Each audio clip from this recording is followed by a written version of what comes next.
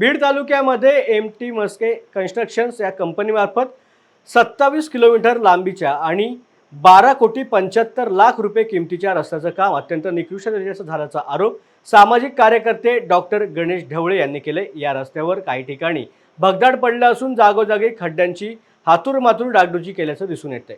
या रस्त्याचे काम अंदाजपत्रकाप्रमाणे झाले नसून या कामामध्ये अधिकारी आणि कॉन्ट्रॅक्टर यांनी संगनमताने निधी हडपलाय असा आरोप करत सामाजिक कार्यकर्ते गणेश ढवळे यांनी रस्त्याची दुरुस्ती झाली नाही तर नागरिकांना घेऊन रस्त्यावर उतरणार असल्याचा इशारा प्रशासनाला दिला आहे। तत्कालीन ग्रामविकास मंत्री माननीय पंकजा मुंडे यांनी बीड जिल्ह्यामध्ये मुख्यमंत्री ग्राम सडक योजनेअंतर्गत लाखो रुपयांचा कोट्यवधींचा निधी आणला। मात्र हा निधी ग्रामीण भागामध्ये दळणवळणाची साधनं व्हावीत यासाठी आणला।